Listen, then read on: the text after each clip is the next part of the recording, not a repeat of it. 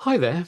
Um, I just wanted to share a little bit of exciting news, really, for trans people, because this year has been a really, really difficult year for trans people. Since April the 16th, when the Supreme Court, mis-judgement, as I like to call it, um, gave the meaning of woman, man, and sex purely within the Equality Act 2010 as what they called um, biological sex, although there hasn't been a meaning of that. But anyway, we'll go on to that later. Since then, a lot of organisations such as Barclays, Merlin Entertainments, Virgin Active, the Labour Women's Conference 2026, even Girlguiding and the Women's Institute have introduced trans-exclusionary policies. However, I think they need to hold their horses because there has been a glimmer of hope.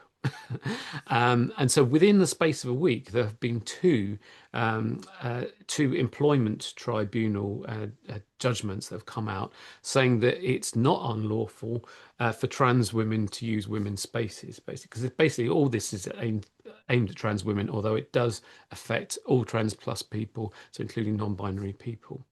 And who better to talk about this and explain all of this than the incredible employment barrister Robin Moira White? Hello, Robin. Good afternoon. Thanks ever so much for joining me.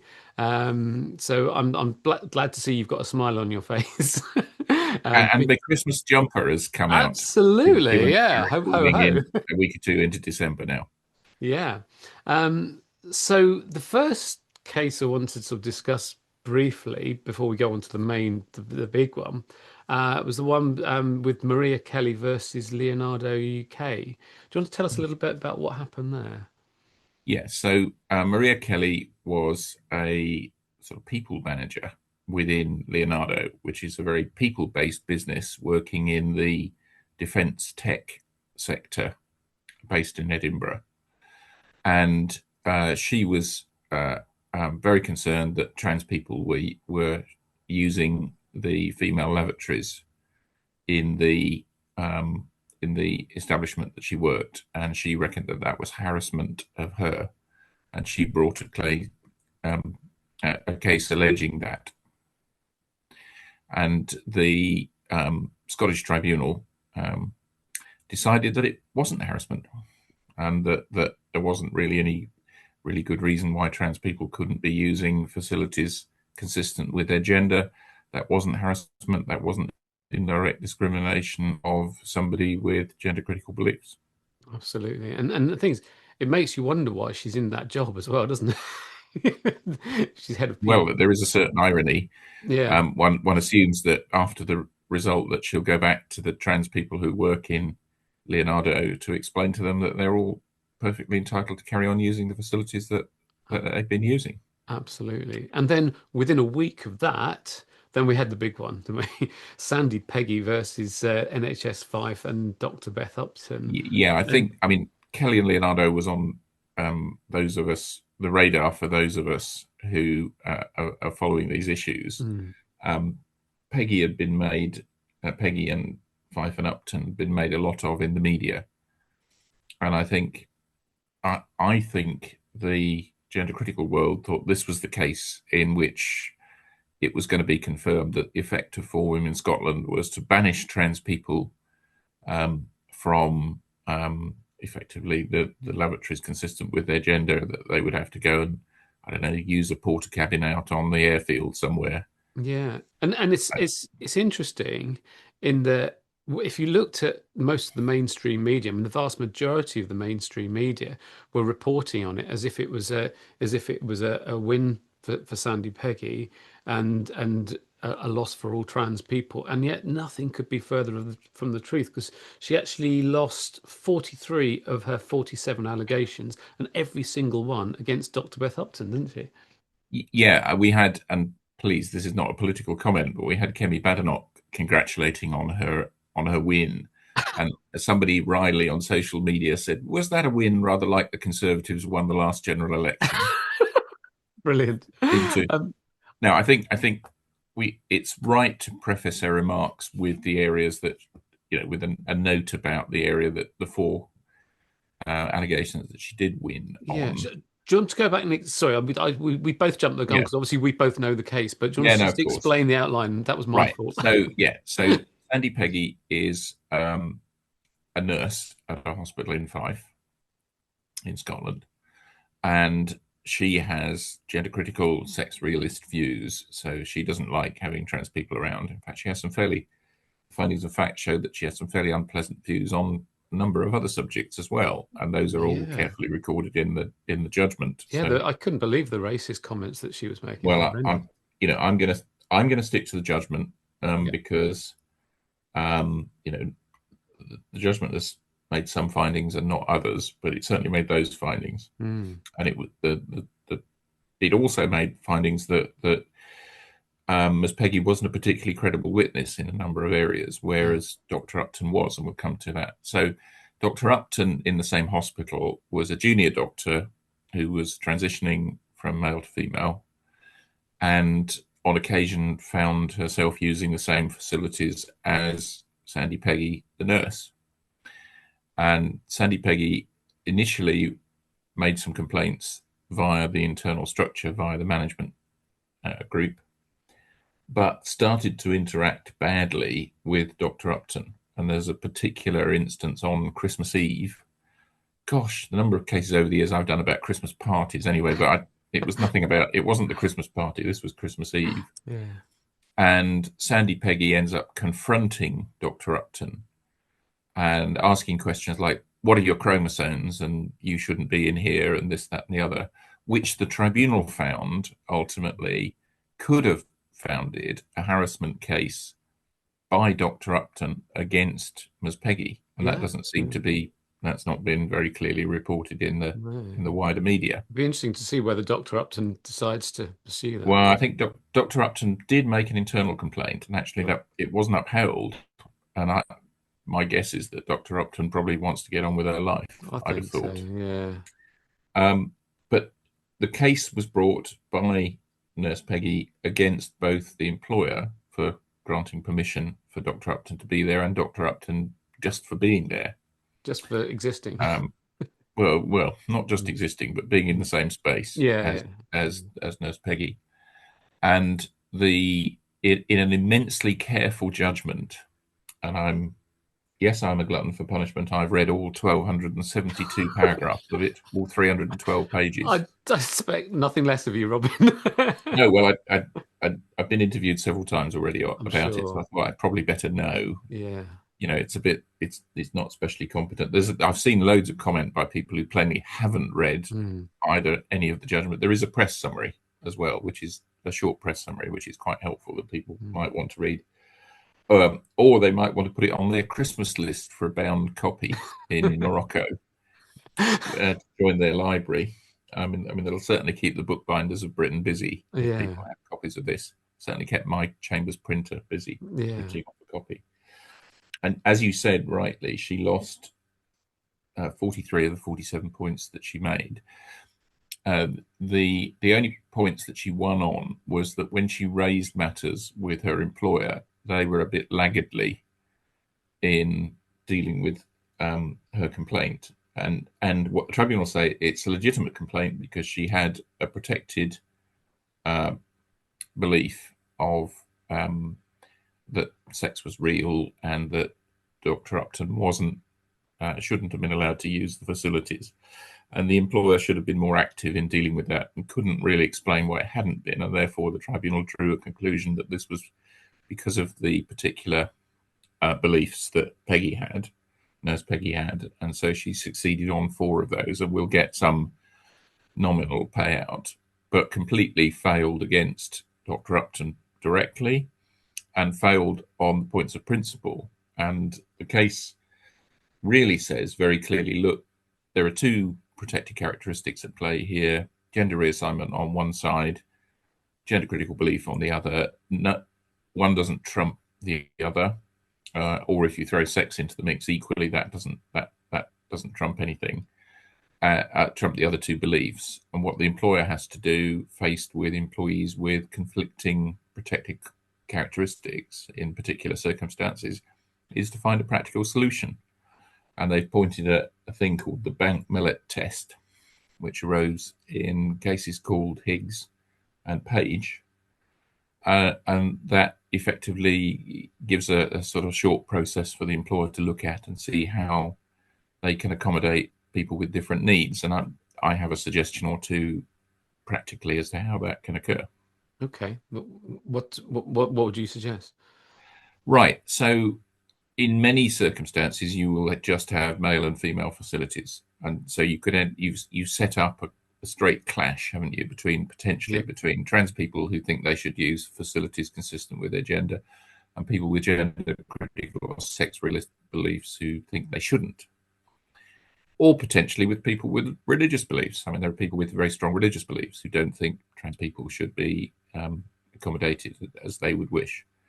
Now, an easy way out for an employer is to make sure that there is at least some gender neutral or individual facility, so that if someone is unhappy um, changing with in a location where they know there's going to be a trans person, or going to the loo in a set of facilities where they know there might be a trans person, if there's a facility out there somewhere else, not too far away, where they know that they're going to get privacy, problem completely bought off. Yeah. And in fact, most workplaces, perhaps most workplaces, will have a disabled lavatory these days. There's been a requirement to have one for a long time in the building regs.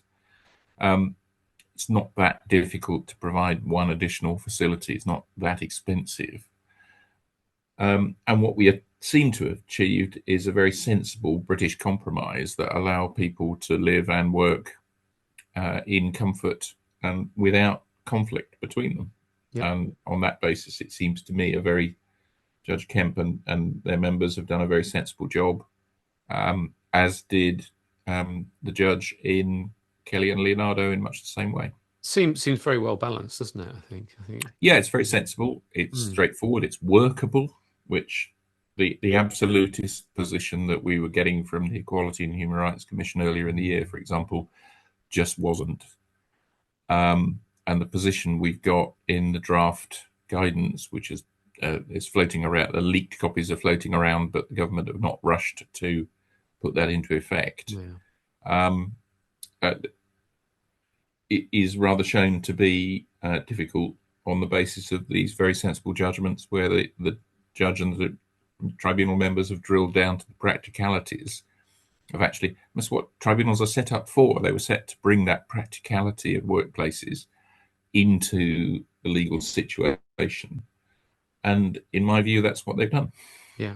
Because again, if someone's challenged, because it's all aimed at trans women. Let's face it, isn't it? So if someone's challenged for not being a woman, well, how is any woman to prove that?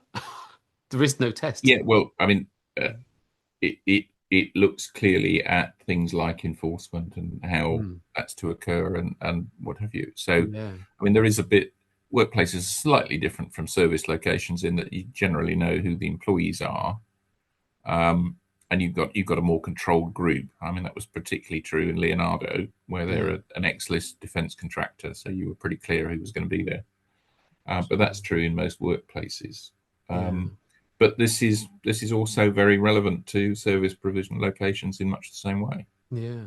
And going back to this case, there were a couple of other things that I wanted to highlight. That one was that the barrister. So Sandie Peggie's barrister Naomi Cunningham came in for some flack from the judge as well, I believe. Is that normal in these sort of cases? Well, the questions there's a very personal thing at the heart of this, which is personal identity, and Hmm. Dr. Upton's view of her personal identity and Sandie Peggie's view of Dr. Upton's identity. Hmm. And the barrister had a job to do. Now, Sandie Peggie, all the way through, used male pronouns for Dr. Upton, who's a trans woman, whereas her representative, Sandie Peggie, and her representative used male pronouns all the way. And the tribunal record that in other circumstance that would have constituted harassment. I guess in a case where it's the core part of the issue, the tribunal felt that their hands were somewhat tied and had to allow questions in that way. but Yeah. they plainly recorded the distress that that caused to Dr. Upton. Yeah. And so I think there is an element of protection there for trans people. So if a trans person was involved in a case, let's say they were one of the managers making the decisions, Mm. misgendering or dead naming them in a case where their sexuality or their gender identity was not relevant, I think would be very difficult. Yeah. So Yeah. I mean, I've been actually been on the end of that myself, actually, and just in a family court situation with my divorce, and the yeah, the opposition barrister was constantly referring to me as he and him, and yeah, it was I had to tap my barrister on the shoulder and say, "Can you get to stop?" And in fact, then he asked the judge to stop, and then that was the only way of doing it. But it was and horrible being on the end of that. did the judge stop them in that Yes, circumstance? yeah, the judge did. Yeah, Yeah, the Equal Treatment Bench Book, which is the guidance for judges in terms of how to deal mm, with equality matters, does start from a proposition that it will normally be appropriate to speak about trans people as they would wish to be spoken to. mm, But there can be obviously particular cases where sex and gender are at the heart of the case, and the sex and gender of a particular person is at the heart of a case. yeah, And what the courts have come to is an acceptance that in that circumstance there may be the need to allow um, the use of language that people find difficult and challenging. yeah. And the other thing that as well was that one of the witnesses was the CEO of the anti-trans campaign group Sex Matters, Maya Forstater, and she was criticised by the judge for not having candid evidence. Yet And not answering questions candidly is yeah, what they say. yeah, Answering them from a very ideological perspective. Both sides called, so the Sandie Peggie's lawyers called Maya Forstater from Sex Matters, and the employer and Dr. Upton, whose cases were being run together, called Vic Valentine from Scottish Trans, who were there to provide, I guess, wider evidence or evidence of trans affairs more widely. Tribunal didn't actually find either particularly helpful, even in terms of evidence, because what they did was focus on the practicalities of the workplace, and therefore the wider position of trans people in society wasn't quite so relevant. mm, But they didn't regard Ms. Forstater as a credible witness. And when when a witness is asked questions and they don't answer those questions candidly, and what they do is present an ideological position, then it's not surprising the tribunal weren't very impressed.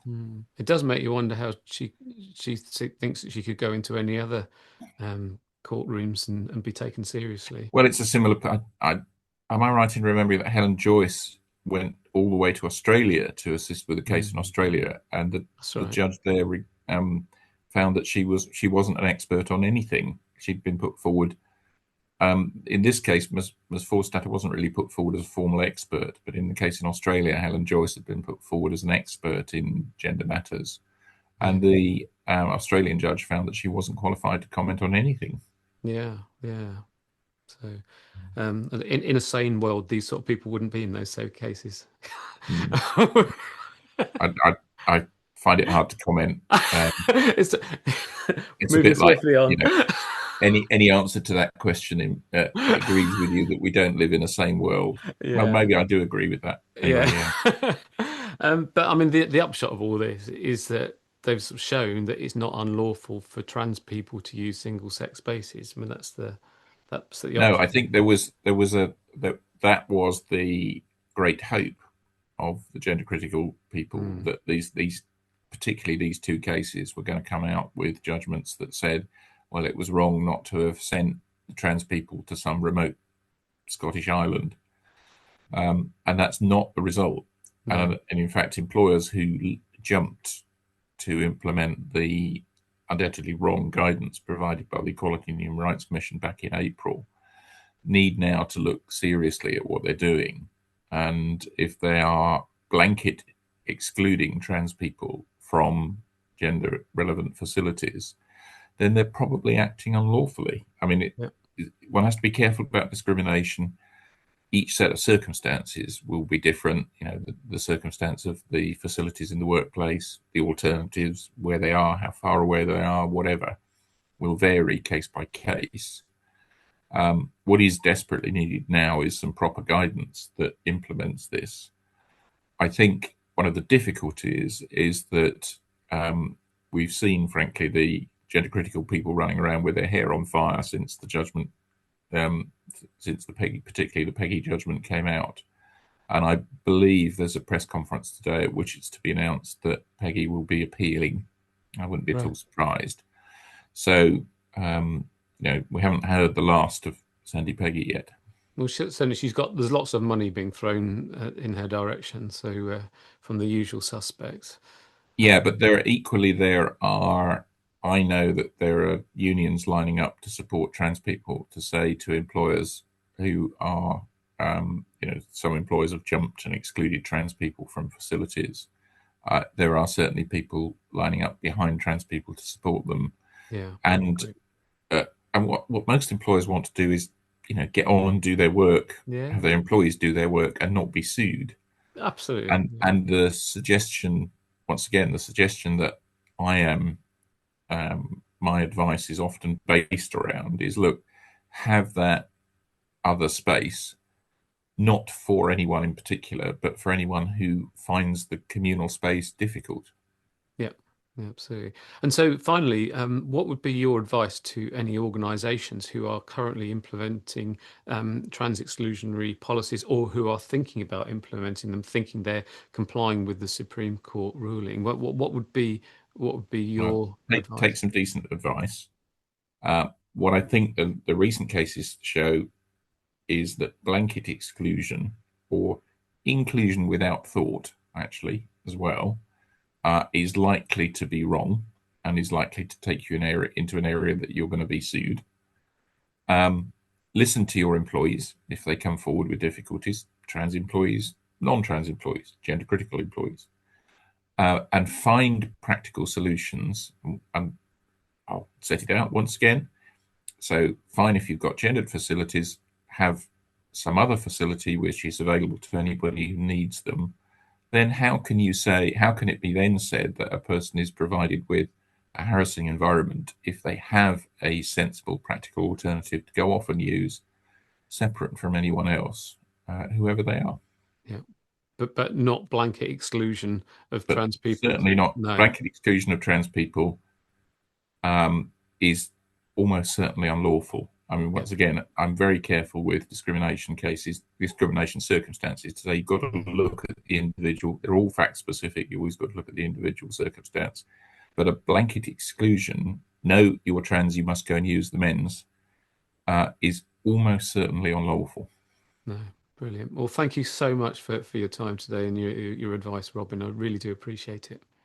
No, that's all right. And there are a number of more cases in the pipeline. So this area is going to remain interesting. Employers and HR people need to keep their radio tuned to listen as opposed to receive as opposed to transmit. And I know, Katie, you'll be out there transmitting. I never stop transmitting. Thanks ever so much, Robin. You're welcome.